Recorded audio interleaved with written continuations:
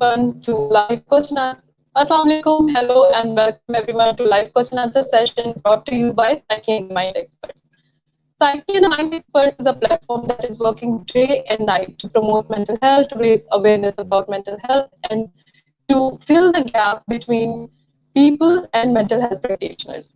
I am Nuzat Shaheen. I'm head of mental health activists at Psyche The MindXperts, also part of team management. Today's session is about suicide prevention and mental resilience. And to talk on this topic, we have a very special guest live with us from Australia, Mr. Clint Adams. He is a suicide prevention advocate. He's a counselor. He's also author of books, and the book Lighting the Blue Flame talks about a 16-year-old who commits suicide after being bullied at school. Welcome, Mr. Clint Adams. Hey, thank you for having me. Thank you so much for giving us your time. We know it's very precious, and we really appreciate it. No, thank you. Thank you. I really appreciate it myself for having me on here. Thank you, sir. So, sir, this is a question answer session, and we would start with the first question. As you wrote Lighting the Blue Flame, which is a book about a 16-year-old who commits suicide. So, what brought your attention towards such a critical social issue? Yeah, look, I suppose to set the tone for how the book evolved, I'll probably give you just a bit of a snapshot of what I've done and then how it's kind of led to that. So when I finished high school, I became very interested in psychology. A lot of Silence of the Lambs was the movies of the time, and it was all about, looking at serial killers and that kind of stuff. And I was very interested in psychology. And so I did a science degree in psychology, and that's how I got interested in it. And at the time, I wanted to join the police force to get into the psychology side of that stuff. What happened then was, I won't bore you with too much detail, but I got more interested in doing counselling work. Dealing with people one-on-one like you would a traditional counselling. I did more studies to do all that stuff. But as a police officer, obviously you go into houses and you're seeing, what I guess not the best part of society lives like, and you wonder about these young children that are being brought up by parents who aren't very good role models or don't really help their children the way you'd hope they would.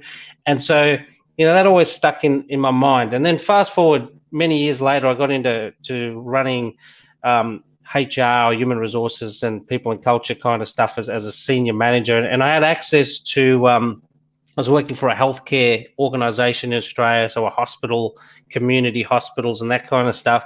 And I got access to a lot of information that would normally come to the board around what activities we were doing as a healthcare provider. And I was kind of just blown away by the statistics that would come through on young people, 11 and 12, who on antidepressants, people that had tried to commit suicide, and they're getting treated from a psych perspective at the age of 12 and 13 years old. And so all these things really bothered me a little bit. So I started doing work on how I could help younger children who were disadvantaged, like who come from these broken homes or that kind of stuff. And I thought I'd use my counselling background to see how I could affect that at a school level. So as kids come to school, maybe the school can kind of help those ones with their resilience and all that kind of stuff. And so it's always been an interest of mine to really do that stuff. And then fast forward a few years later, I decided to write the book to just get a story, and I wrote it around a story deliberately so that people can kind of connect with, what's happening with the child that's being bullied or the person that's suffering, and then also how that plays out with, the parent who's obviously, their parents, and they feel like they fail their child if they suicide, and then it's the friends, then it's the students, the other people that are all affected and all that kind of stuff. And then if they're at school, obviously the school also feel like they've let the child down.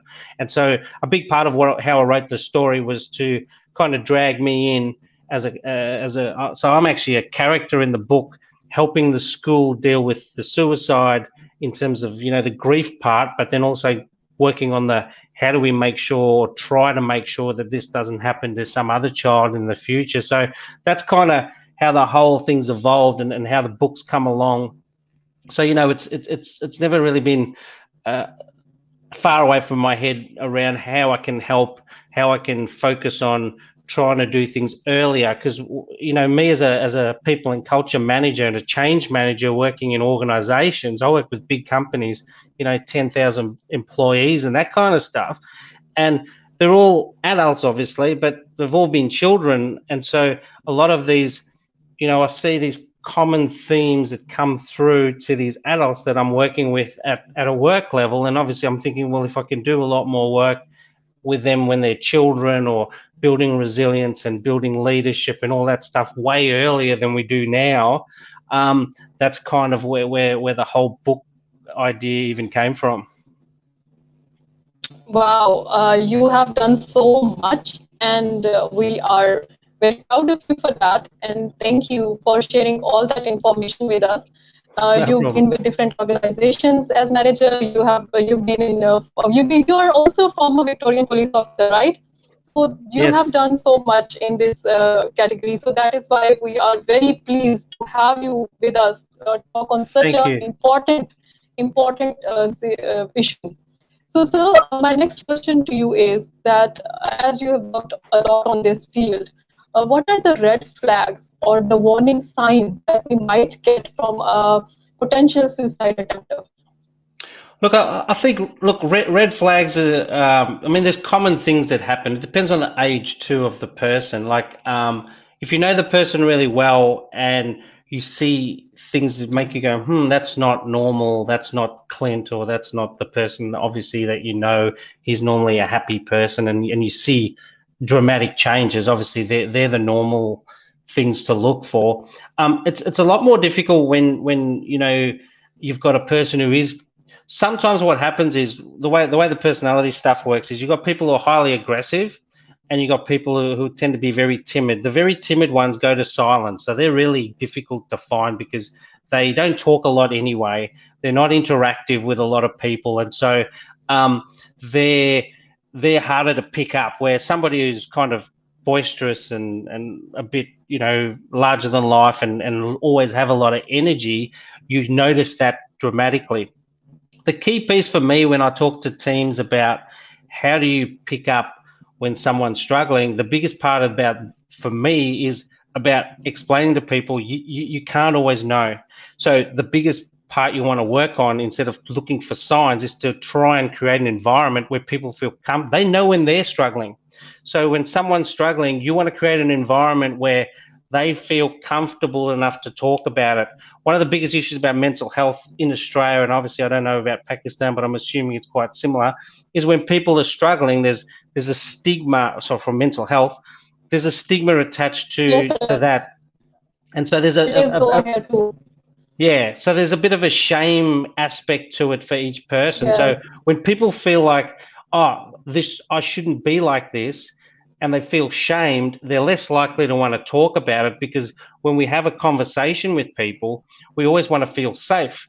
And so a biggest part of when you feel like there's a stigma attached to it and you're talking to, a family friend or someone, you worry. So the fear factor of not feeling safe having any conversation is what the key is. So when I talk to people about how can you prevent some of this, it's about saying, if you're the parent of a child, or you're a significant person in someone's life, a teacher, a teacher or anything like that, it's about creating safety for people to come forward and talk about it, whatever that is. And so, instead of us hoping someone will come and talk to us, we need to say, hey, you know what?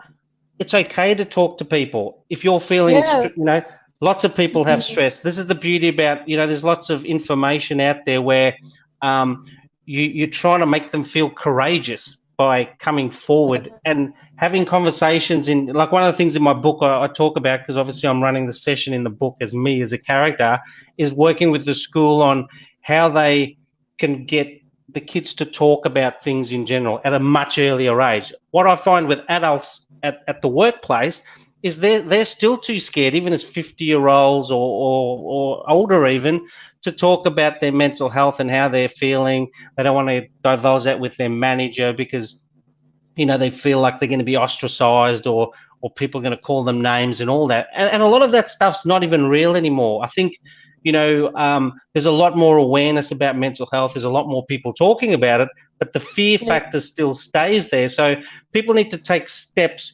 to kind of create the safety for people to come forward and say, hey, the great thing now is that, there's celebrities coming out that are saying they've had it. In Australia, we've had one of our past prime ministers say he had mental health problems. And so people talking about those things help those things. But I think at a school level, if we're doing that, and as a parent, if we're talking to our kids and say, hey, no matter what happens, I know in the past I've told you, be a man, or, suck it up and all that stuff.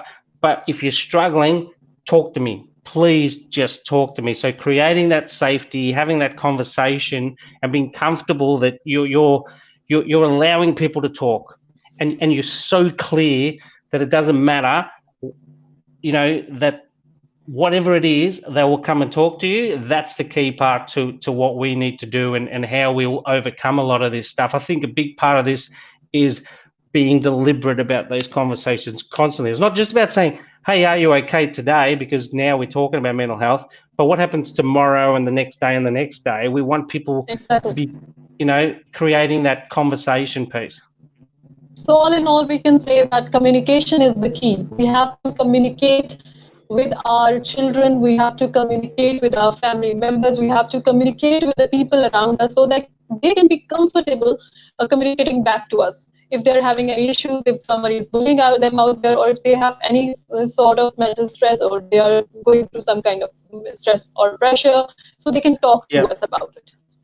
Yeah, and it's not just that. It's also about helping our kids understand that how they have those conversations anytime is what it's a skill we need to teach them about, saying, if something's bothering you, and a lot of the times, like bullying is a good example, right? Obviously in the book I talk about bullying. If someone's treating me badly, I need to be able to have a conversation with them saying, that's not okay, what you're doing there. Exactly. And the earlier we do it, the better, because you're telling that other person, this behavior is not acceptable. You're saying that. Stand up for themselves. They should be able to stand up for themselves. They should be able to stand up for themselves and support themselves. Yep, absolutely. Right. Okay. So, Mr. Adams, my next question from you is suicide related to impulsiveness? Look, there's definitely evidence to show, I wouldn't call it impulsiveness, but not being able to necessarily rein in some of our emotions. Like, there's a really old study called the marshmallow study that was done. I'm trying to think of when it was done. It was probably in the 60s or 70s. And what they did was they tracked, so the way the experiment went was you gave the child a marshmallow and said, you sit in this room for 2 or 3 minutes. If you don't eat this marshmallow, you'll get a second one. And what they found is the kids that were able to not eat the marshmallow, and they tracked them years and years and years, decades later, they found that they were much more effective as citizens. They made more money, they were more effective in their life, they were healthier, all this stuff on that small kind of stuff. And there's been other studies that are kind of similar, which tells you that if you can kind of create a space before you make a decision or do something, it'll help you. And part of the stuff even I run is people understanding that your emotions you make a lot of decisions by how you feel. And so if you can kind of go, okay, I'm feeling like this, and you can hold off on that. Like, one of the things I do with resilience training is getting people to understand that when you feel angry, when you feel sad, when you feel a certain way, it doesn't mean you have to then go and act that way. And you have to kind of just go, okay, if you could actually think it through a little bit longer, not a lot longer, it's only a few seconds, you can actually create a space and you make a better informed decision because you're not going on your first impulse. And you talked about impulsiveness. That's kind of very related. Like, obviously, we make lots of decisions on the fly, like what I'm going to eat today and all that kind of stuff. But when it's really, really personal and really, really highly emotional, then those things can be, big things that can influence your life. So building some of that into your normal way of doing things. You know, like some people will just go and buy stuff. They go, oh, I see something, I'll go buy it, and they buy it, and they go, oh, I didn't really need it. You know, I didn't think my way through. Whereas if you, again, impulsiveness is, it's kind of a habit, but it doesn't always seem bad. But if you get stuck with the wrong things and it becomes big issues, that impulsiveness can well and truly be detrimental to your mental health, because you don't know how to kind of go, no, I won't do this. I won't get myself in debt. This is not a good decision. And you're not rationalizing. So yes, it's definitely something that people need to at least think about and at least develop. So if you develop it enough and you go, no, I've thought about it, I've weighed it up, I've done the pros and cons, I'll do it, and then made a decision, then you're okay. But if you just go impulsively and just do things, sometimes that's not always the best way to do it long term for yourself. So, Mr. Adams, yes, you've given a very valid point that we always have to believe, we always have to think before we act. One more thing that I personally noticed is that we do what we see. If the environment around us is very safe, and if we see people who are close to us standing up for themselves and always knowing when to stop someone from insulting them or hurting them, it's always helpful. So how much environment plays a role in someone's thoughts towards attempting suicide? So what was that last bit? How do someone's biological factors, is that what you said? Yes, you can say biological factors as well, but I was talking about environment right now. Environmental factors. Yes. Yeah, look, I think if so, you know, when I run things with teams, it's all about creating a psychologically safe environment. There's been lots of studies, or not studies necessarily, but Google, for example, did a study maybe 3 or 4 years ago on what makes a great organization. Obviously, they're a great organization. People want to work for them, blah, blah, blah, blah. But one of the key parts for them was about psychological safety. Anything that I've read about, you know, people's longevity, people who have good relationships, psychological safety is the key. When we feel safe as people, as human beings, psychological safety, obviously in some countries, you know, physical safety is an issue, but you know, in most Western societies, we don't have to worry about being shot or being bombed or that kind of stuff as much as maybe in the past, or getting eaten by a dinosaur and all that stuff, right? But right.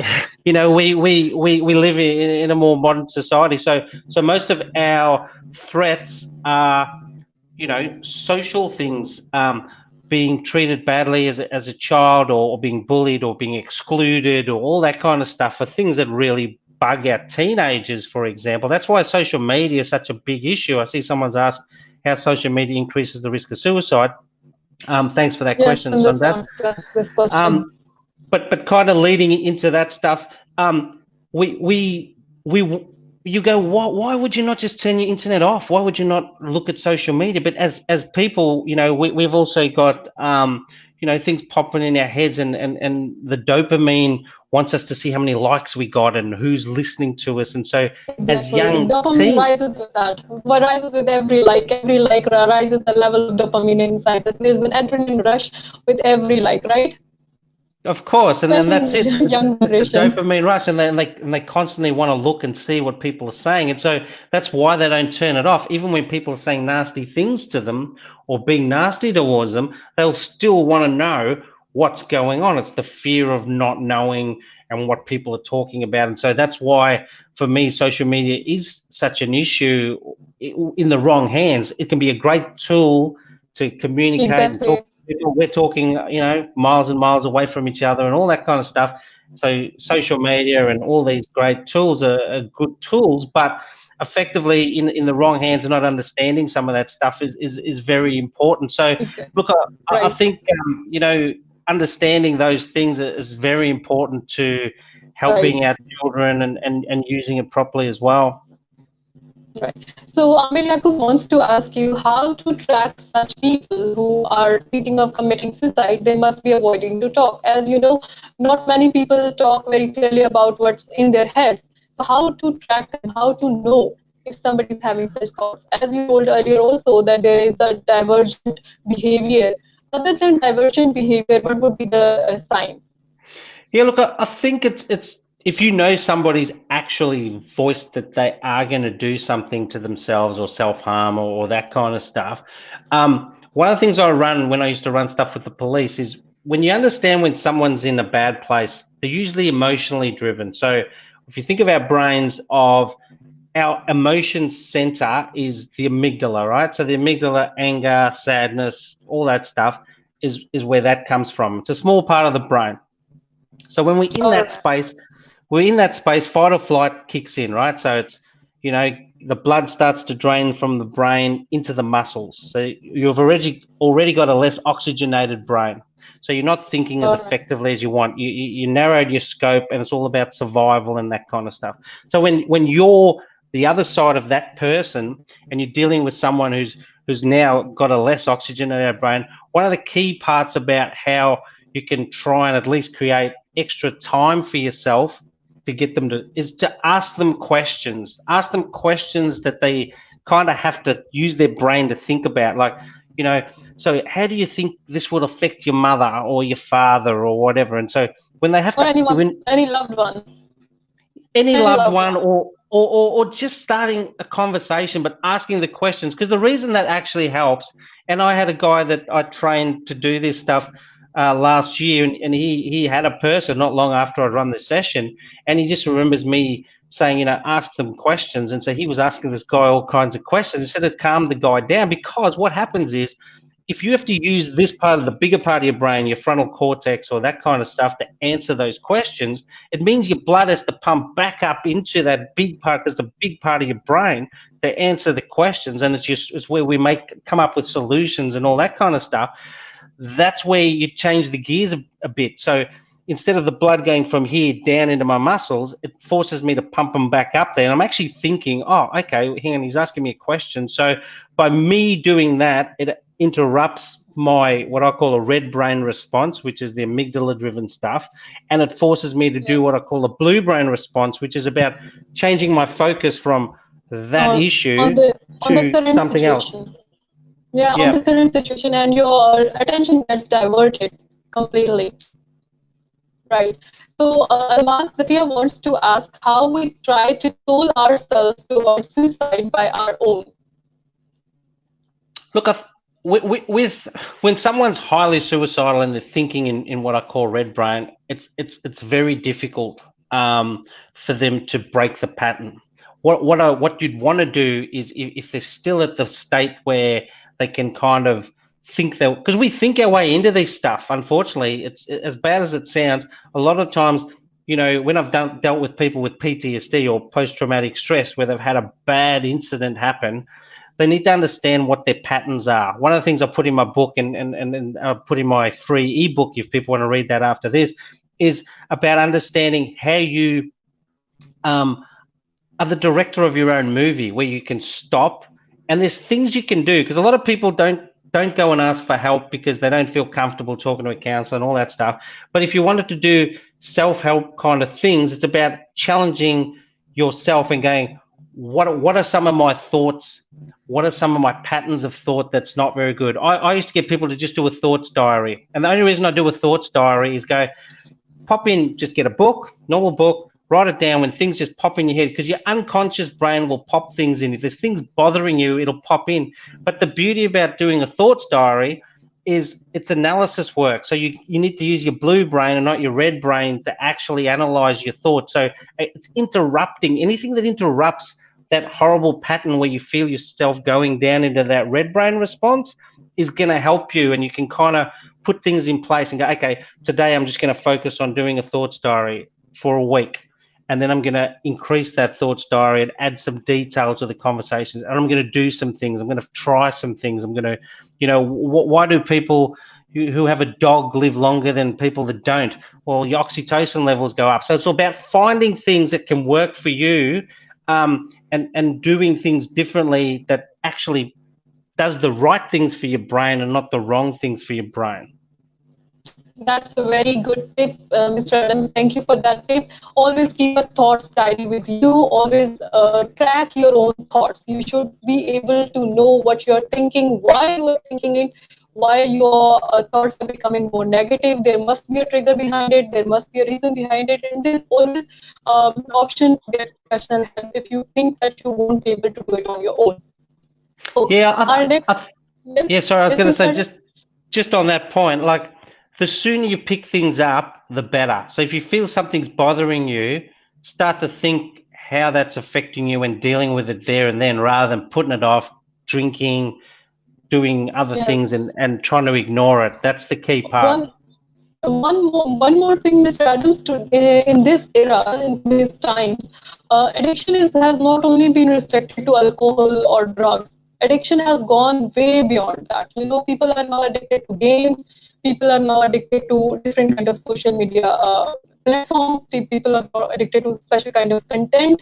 So it's always, I feel that addiction is always an escape plan. They're always escaping what they're feeling, but they're currently feeling they don't want to confront it. So in order to escape it, they always go towards these platforms. So it's always, everybody watching this and everybody who will watch this, it's always healthier and it's always better to talk to someone, or to track your own thoughts and talk to your own self from time to time. It's always better to talk to your own self, what you're feeling, why you're feeling it, how long have been you feeling it, and how can you sort it out, right? Okay, I didn't hear all of that, but I'm going to paraphrase back to you what I thought I heard. So you're basically Okay. saying when you're struggling as a person, how do you get yourself out of it? Is that kind of the basis of what you said? Yes, exactly.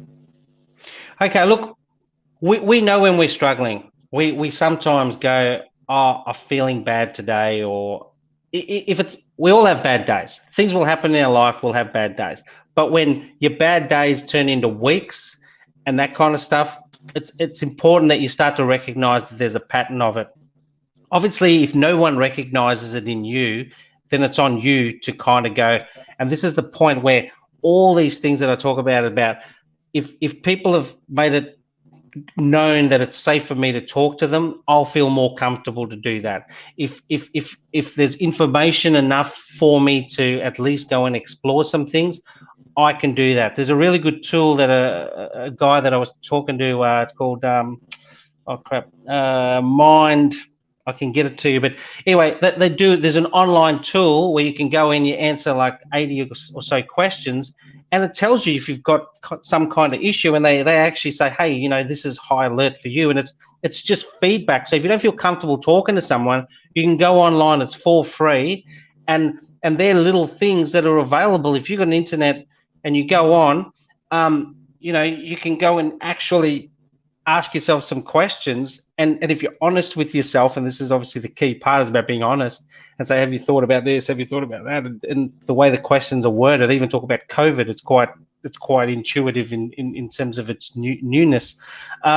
So there's all these kinds of tools that can help us at least go, wow, I didn't think I was. Maybe they haven't been suicidal, but they're struggling, but now they go, wow. When you add all these risk factors up, and that's the questioning of this particular tool, you kind of go, oh, okay, and it might be just enough for them to go jolt them into, oh, I really need to talk to someone or get a professional or whatever it is. And this particular website allows and gives you some, I'm one of the people who help people when they do struggle with it in this particular website. And they're just little things, and like I said, I can share that with you guys for your audience later in terms of what that website is. It's free.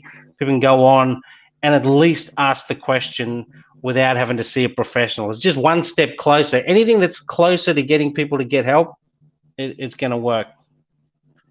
So what does suicide contagion mean, and what can be done to prevent from it? So I missed that. So you're getting a bit scratchy again. Okay. I'll repeat the question. What does suicide contagion mean, and what can be done to prevent it? So yeah, look, it's a tough one because there's some evidence of it. There's not a lot of high numbers. So when there's a very famous, I think Kate Spade in New York committed suicide a couple of years ago, and then there was a spate of other people committing suicide. No one is actually sure about it. So for the people that's listening, contagion suicide is basically when there's been a suicide, a famous one, or there's enough in the media, and that's why they've actually changed the media laws around this, because they've noticed there's a bit of a spike. People that are generally vulnerable, when they see someone famous do it, may be more likely to then actually do it. There's a lot of people that obviously think it that don't follow through, but there seems to be a spike when there's a famous person that commits suicide that other people will follow. And so part of that is, that there's more media coverage that come with it. So, if we're going to try and nip that in the bud, well, one, we want to limit what the media is saying about it, but ultimately people still hear about it. But then it's about being comfortable and understanding that if you know someone that you think's at risk and you've seen something in the media that's a famous suicide, to maybe connect with them and just talk to them and ask those questions, so they're starting to think about themselves and the impact it has on people. A lot of times, people that have tried to suicide and then they end up being a failed suicide, afterwards when they come through and they talk about it, they just say, my brain was just so focused on the event and doing it, and then it's like they almost look for permission to do it. They know they shouldn't want to do it, but then they use those famous ones as, well, if Marilyn Monroe can do it, then I can feel okay. That it's like they're almost looking for. I understand. Yeah. I understand. So Zoha is talking about, so this is another one of those stigmas. People often say that somebody is talking about suicide to get attention. So how true is that? Is talking about suicide or threatening to kill oneself is to get attention? Is that so? Look, sometimes it is. Sometimes if it depends on what the issue is of why they're feeling like that. If they're feeling, I think the ones that are generally not going to do it and they're looking for the attention, the age group can come into the equation. I think people over 20, 22 don't tend to do that. They won't talk about it. They'll just go and do it. What you find is that some of the younger people, they're looking for the attention. They're looking for validation, maybe from a parent on that kind of stuff. So when they threaten it, they get attention, and then that's good for them because they weren't getting attention before. And so a big part of this as a parent is about focusing on how much time you do spend with your child, because we all get busy, we've got jobs, we do stuff, but you've got your children, and so really developing that relationship is a key part of that. It's not about saying people aren't going to, if you're giving them enough attention and you're spending time with them and you're creating that environment where they feel safe to talk to you about this issue, you should minimize the risk that they're now going to use suicide as their way of getting more attention, because it's a needs thing. When your needs are fulfilled, you don't need to go doing this other stuff and that kind of thing. So it's kind of holistic around understanding what you're doing as a parent, and this is kind of where it comes from. But it's not to say that don't ever not take a suicide person talking about suicide, not giving it your undivided attention, because you just don't know. Some people, it's not, it might be the one time and the only time that they talk about it and do it, and then they follow through. So you always you'd rather make an error on the side of caution than to go, he's just looking for attention again. I think that's really important, that you treat it the right way, but at the same time, if it gets to the point, and it's about professionals dealing with it, right? Like, obviously I've done with it a lot, but you don't want to make that mistake. It's the worst mistake you can make if you get it wrong. So, very important that at the very least you say, let's get some help. Treat it like it is a real thing and not go, he's just looking for attention, because that can also escalate and be a very bad ending. Yes, exactly. It's very important to talk to them first and then always get them to professional help, because even if somebody is trying to get attention and if that person does not get attention, he will eventually commit it, right? Well, if it's not about attention, then yes. There's been so many people that have had triggers or people saying, I'm going to do this, and they don't take it seriously, and then eventually they do, and they go, wow, I've had all these near misses and nothing happened, and then you don't want to find out the hard way that you weren't listening properly. Yes, yes. So this is what we talked about, Anu Rajput. Mr. Adams said this in the first place, that communication is the key. Giving attention to the kids is also very important in order to avoid such issues. Ammar Akram, why suicide is the last option for a suicidal person? Is that a fault of society that they won't provide him a satisfaction that he deserves from society? Ammar, this is what we've been talking about. Mr. Adams already said a lot about this. Mr. Adams, in his answer to our second question, already said that communication is the key. Safe environment is very important for today's generation to groom and to stay away from such issues or such social issues. So, Mr. Yeah, Adams, look, yes, yeah, I know we talked a bit about that. One thing I didn't cover off on is, when we think of ourselves as adults, and I use fear as a key part here. When we what's the word? When we're trying to, teach our kids how to follow societal rules and do things, we tend to use fear as what we do. If you don't do this, then this is going to happen to you. You're going to lose the internet. You're not going to get a cookie, whatever it is. And so we build fear into our teaching of our children a lot. And so when there's a fear we're factor for projecting, kids, we're projecting fear into them. We're actually projecting fear into them. yeah, absolutely. And look, religions do it too, and the rules of countries do it too. If I speed, I get a ticket, so there's a punishment. If I do the wrong thing from whatever religion anyone's in, they're all the same, right? There's rules that say if you do this, you're going to burn in hell. If you do that, you're going to whatever. So Yeah. we do use fear as a way of influencing people's behavior, and we do it all the time. And so unfortunately, when we do have a fear factor in our bodies and how we react and how we feel, it has an effect on what we will talk about later. So if things are frowned upon, I don't want to go down too many political paths, but if like I'll just use, being gay as an example. There's certain, religions, there's certain people, there's certain things that don't look at it favorably, and whether that's right or wrong, I'm not trying to bring that into the equation. But if I was a gay person and that was where I lived, I wouldn't want to talk about that. I would feel, you just don't want to come out. And so there's lots of undiscussable things because there's a fear factor in me to not talk about it. And I'm just using that as one example, and there's probably hundreds of examples. But again, it's important to understand how those things that we do as a society and can impact on people not wanting to talk to us, and it can affect people wanting to suicide as well. Yes. So now we would come to the question that was left before. What are the biological factors? Are there any biological factors in someone's attempting suicide? Look, there's always this debate about the nature and nurture side of stuff.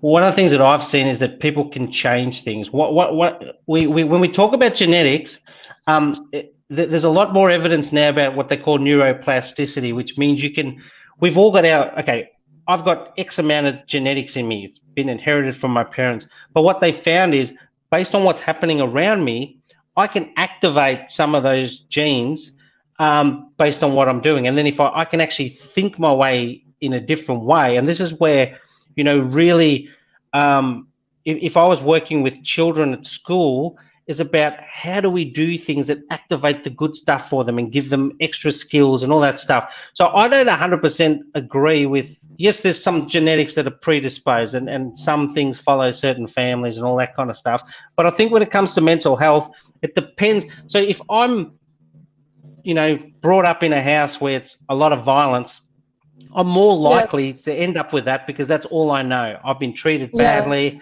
I see mum hit dad hit mum or whatever, and that's kind of what I bring up. So whether it's the genetics kicking in or what I've seen, obviously they go hand in hand. But I think when you look at what neuroplasticity teaches us, there's lots of people that have had, bad upbringings and that kind of stuff, and they come out the other end okay. So you go, there's reasons for that. Something changed. Why didn't they end up like that? Or you might have a brother and a sister who come through the same family, got the same background, and they're totally different, that tells me that it's not all about genetics. It tells you that there can be things that can alter that. And so for me, I'd like to think that we can alter it, but earlier on, before they become, 55-year-old disillusioned individuals who aren't happy with their lives, So, Yes. yeah.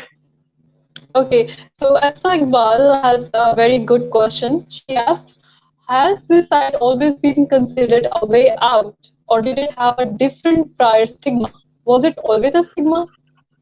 I think when I say has it always been a stigma, if I go back to religion, I think it's always been frowned upon to use suicide. Like, there's lots of things in a religion that go back time-wise that say if you take your own life, like some cultures won't even allow for a normal burial or a priest to be there and all that kind of stuff. So I think, societal-wise, I don't think it's all. I mean, it's always an option. I mean, there's times where, me personally, there's some people who live in pain in their last years. I've worked in healthcare, and you've got people dying of cancer, and they're in that much pain. Their quality of life is terrible, and they want to end their own life, and we don't allow that. And look, some countries allow it. And so again, it's a debate, whether it's a moral debate or a different debate. I think it's always an option because, as a sane person, you'd like to think that you can make the choice. But at the same time, I also understand that, no one wants anyone to make that choice. So, yeah, it's a tough one because, yeah, I mean, I understand. Okay. yeah. Okay. It's okay. We understand. Basically, you see, it's all about how we deal with our in conflicts and how we deal with the conflicts that are provided to us by our environment, right? So, Mr. Adams, you've been a former Victorian police officer, so this question has to be put here. Statistically speaking, men are more successful in committing suicide than females, and females attempt more, but men commit more suicide. Why is that so? Look, it's a combination of things. I think with men, they're less likely to talk to other males about it. Females tend they have this male ego, right? They have this male ego. They can't talk about it. There's definitely that, and I think most societies also have this view that men are supposed to be the tough one, blah blah blah. So that kind of tells you that when they make a decision to do it, they just do it. With women, I think because they talk about things more, that they may also make some attempt to get someone to talk to them, and they kind of use that. We mentioned earlier about whether or not it's seeking attention. They're more dramatic than God, we can say. Well, I think so, and I think it's not saying that they're all trying to what's the word? Look at getting attention for it, but I think that because they know there's more supports there, they may mention it and say things, and so more people get involved, and they can kind of talk them out of it, and then they feel comfortable that they've got that support. So I think with the men, they brood over it, so they don't talk to anybody, and in their heads they're ruminating over it. And so one of the things that when you understand how the whole like when I was dealing with police, for example, generally men, not all women, not all men, but mostly men. One of the issues, it also becomes their badge as a person. So when they feel like they're emotional, to them that's another bad thing. So they might have had a bad experience, whatever that may be. Someone points a gun at them or whatever. So there's the first part.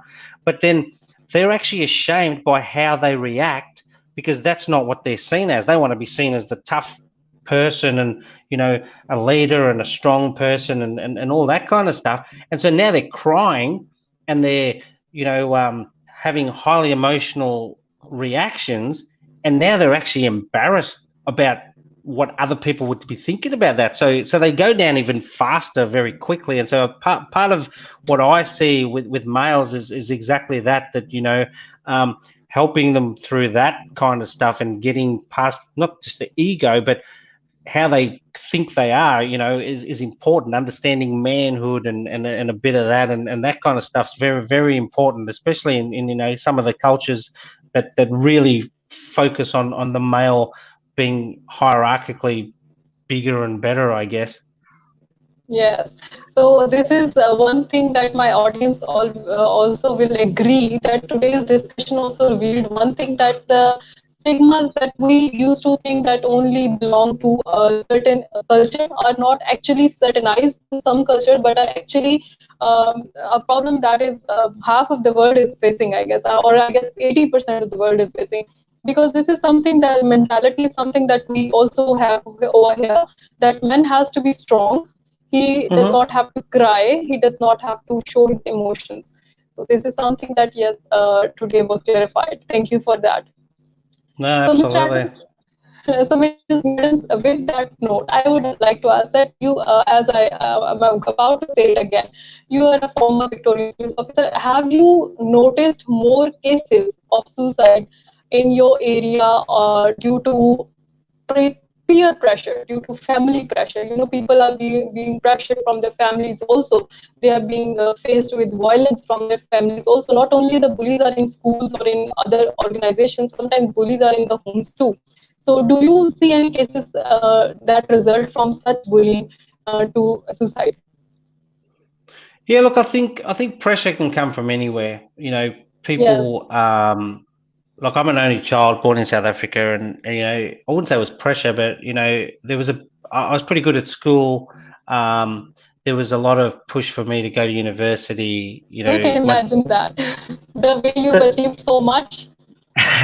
but there's some kind of pressure on that, and I think all parents want the best for their children, and they want them to be better than what they are and do more and that kind of stuff, and that does come with some pressure. I've got two children. My son's 22 and my daughter's 25, and my son started university and chose it wasn't for him. And you can kind of go in, oh, I really want to do university as a parent, but at the same time I'm also conscious that there's many ways and many things that work for everybody. It's not for everybody. And I guess it's about encouraging and feeling comfortable as a parent to really go, I just want to support my child as long as they're not doing drugs or destructive things.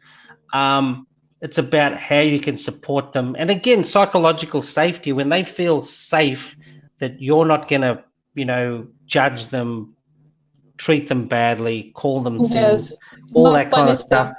is always the key. And so, it's hard when you have, I guess, your own views as a parent, but at the end of the day, it's their life. You've been there as a younger person, you've made decisions. And so it's about supporting them and just being comfortable to go, you know what, it doesn't matter as long as they're happy, as long as they're not doing nasty things to other people and themselves. I'm pretty comfortable. If they want to be sweeping the streets for the rest of their life and that's what makes them happy, and they want to be volunteers and cooking meals for the homeless, fantastic. As long as they're safe and they're doing things, I think that's probably the best advice anyone can give anybody, when you can go, I can feel comfortable with that.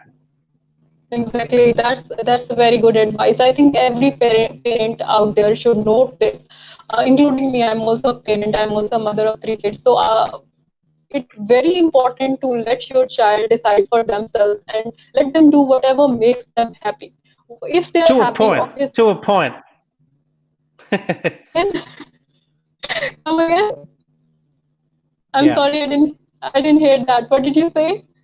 I was going to say, let them do what makes them happy to a point. It also depends on their Yes. age. Like if they're 5 or 6 years old, that's obviously you're Yes. making a lot more decisions for them. Different if they're 20. Exactly. Unless they are old enough to make decisions on their own. Yeah. Right. So Anurag Booth is asking, what is the best way to change someone's suicidal thoughts? I mean, apart from getting them to professional help, she wants to know if there is any kind of first aid help that we can provide on the spot. Look, as I said before, the first aid help is about creating space and time, because if you're not a qualified person to deal with it, You're just trying to create space and time so that they'll hang around, they'll talk to you, they'll hopefully talk to someone else. So like I said before, when the blood's draining from here into their body, they're not thinking fully oxygenated. So if you're asking questions, best piece of advice, ask questions. If you don't know what to ask, just ask something else. Did you see the movie the other day? Do you know anything about this? What will your mum think? How will your dad think? How will grandma think? And ask them lots of questions, because ultimately anything that makes them think with their blue part of the brain, the frontal cortex, will create some of those gear changes of what they're thinking right now. Because when they're in that highly emotional state, it's all amygdala driven and it's all blood running from here into that body. So understanding that you're trying to reverse that a little bit and making blood pump back up. Once you see a difference in their eyes when you, and I've done this many times as a police officer, and you know, over the years I've got better at it because I understand it better and understand a way more than I did back in the early days. You can see their eyes change. You know, they're kind of manic, they're really aggressive, they're feeling bad. But when you ask them those questions and you see them shift, you can see the eyes change, and you actually know that they're now thinking about it. They're now pumping up here and they're thinking. They're not just in that emotional state and it's dragging them where they need to be. So the key part is asking questions when someone's in that state, with the view that you will then get them some help. If you're not a counsellor yourself, you're getting them there. You're saying, okay, mate, you know, now you're okay, you're calm, I'm here, I'll support you. And if it's a loved one and someone you know really well, obviously you can deal with that in a different way. If it's someone random out in the streets you've just come across, you don't know them, they don't know you, and you're still asking the questions, but at least you've created that space and given yourself some more time. I think that's the key. That's beautiful. Okay, so the next question is, how would you describe the culture difference about suicide or suicide perspective difference in Asia, Europe, or Australia? Okay, well, look, I haven't been to a lot of European countries, but a lot of them are quite westernized. I have been to Japan and a few Asian countries. I know with Japanese culture, for example, you know, there's a big, the way their rules work, they're very compliant people. They're, but at the same time, there's also a high level of shame. They use shame as way of getting compliance, that if you do the wrong thing, you embarrass your family, and so they take it very personally, and so, you know, they're very strict with their rules. They're very strict with their rules. And so their culture, actually, they have quite a high suicide rate because of that, because people, if they feel shame and they can't contribute to their families, they will kill themselves. And unfortunately, you know, that's a reality. Europe, I'm assuming, you know, being from a British background like Australia is, you know, there's certain European backgrounds. But look, I think if we look at it from the countries that are doing really well, so your Norways, your Swedens and those countries, their education system, someone's asked a question about education, but their education system, and Japan's getting better too, their education systems are getting better at helping younger people deal with mental health. They're dealing with it better than a lot of other countries. So I think, you know, we're slowly getting better at it. We're slowly understanding it. But I think one of the things that you know, we often miss is true resilience skills. Like if we think of physical health, we know a lot about carbs, nutrition, doing cardio, doing weight training, yoga, stretching, all that stuff. And we've got personal trainers and gyms and all that. But when you talk about mental health, what do we got? We've got counselors. That's it. Right, so it's like we've only got this one-stop shop, and I think, you know, no matter what we're doing, we need to be doing more. Absolutely. People will always tell you it's all in your head.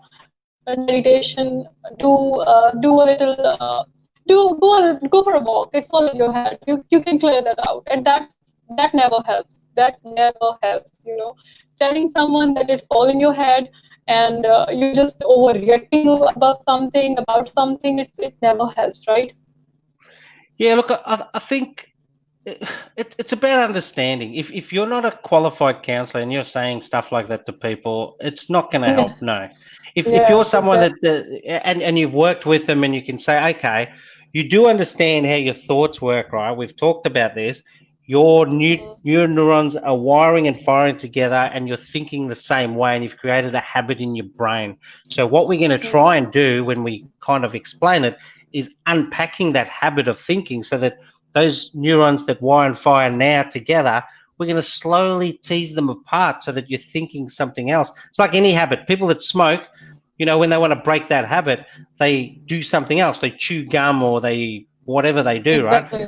It's no Right. different with mental health. It's about breaking a pattern and replacing it with another pattern. So you go, I don't miss this because I'm now doing this, this, and this. And so it's no different. But in the wrong hands, or not the wrong hands, but people that don't understand enough about it, that's where it can be a problem. Just saying stupid comments can inflame Yes, somebody. exactly. Yes, yes. So Dania Javed has a question. She asks, how, in your opinion, an education system can play an effective role in the suicide prevention? Look, one of the things in my book that I focus on heavily is, like I said before, I deal a lot with adults in the workplace. And one of the biggest Yes, issues I see is a lot of them don't feel comfortable talking to people that treat them badly. That's just one thing, right? But right. so learning that skill as a 5 or 6 year old, where the education system is using and understanding enough about building good habits into how we do things. So if you're a child, right, and think about this, you're a child, brand new to school, don't know anybody, come in, and the teachers ran a session where everybody at the end of class for 15 minutes just says what anybody in the class did to them that wasn't very nice. Just a basic conversation. That Clint pulled my hair. Now everybody hears that. I go, Clint, you pulled my hair. Yeah, It's calibration of behavior that we're not happy with. Now the other kids also hear that, right? Because we're all in the same right. group. So part of the issue is, we're building courage in the child to talk about just a basic issue, because then as things get bigger, they'll talk about that. If they're talking about you pulling your hair, they'll talk about more. It's like, you hear about these big cases in the Harvey Weinsteins and that kind of stuff, where once one woman comes out, suddenly there's hundreds of people come out. Why? Because they feel more Yes, courageous. exactly. There was a fear factor in saying it before, but now one person's come out and now we can all talk about it. And it's no different. Creating skills at the education system early on and understanding why you're doing it makes a massive difference, because you mentioned about impulsiveness and that kind of stuff. These are all things that help with that. If we deal with it really, really early, the kids don't need to know about what's happening in the brain, about neurons and all that stuff, but the teachers do, and they need to understand why they're letting the kids have these conversations, why they're running these structured processes. It doesn't take a lot of time, but you learn it, and you develop skills that come on later, and you go, wow, now there's all these kids talking about stuff. The bully that would have been a bully in the future now goes, oh, I'm not allowed to pull this girl's hair Exactly. because everybody else is calling me out on it, all that stuff. So it's important stuff that the education need to deal with, and I just don't think they do enough of it. Right. So, Yep. yes. So, to sum up today's session, we have a very good comment from Miss Alma Sakria. She says, after this session, I'm able to love myself more, as I already do, because life is too important for you and to your family and for those dark people who love you and yourself. Webinar cleared each and every point productively that I have many in my mind. Thank you so much. So we have 2 more minutes. Mr. Adams, Sure. do you want to conclude? Do you want to say anything else? No, look, I think I've got a website coming out not too far away, Okay. which I'll share with you guys afterwards. I'm actually doing it this weekend. So what I'll do is I'll put a lot of resources on there. I've been on a number of other shows being interviewed and stuff. And if people have any kind of questions, please feel comfortable. I'm here to help. I'm you know, if people get anything out of this, like that last person just did, you know, I'd be honored for people to connect with me, talk to me, and you know, if I can help in any way, this is what it's about. It's about the more people that know about it, the more people will hopefully blossom out of it. And you know, we talked about positive psychology stuff before, and I think that's Yes, amazing hopefully. stuff going forward. Hopefully that will happen. So to conclude today's session, we had Mr. Clint Adams with us. He is always helping, always going out of his way to help people deal with PTSD and deal with bullying and deal with any kind of mental stress that they are going through. So these are some points that I summoned up from today's session. Communication is the key.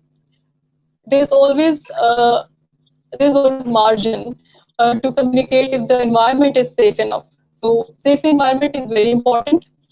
It's always important to let people know what you feel. If somebody is bullying you, if somebody is being harsh with you, always let them know. Think before you act. Always, before acting upon any thought of yours, think it through. Stand up for yourself. Keep a thoughts diary. Write your thoughts. Keep a track of what you're thinking, why you are thinking, and what happened, and how can you stop it. And another thing that Mr. Adams talked about today is online tool.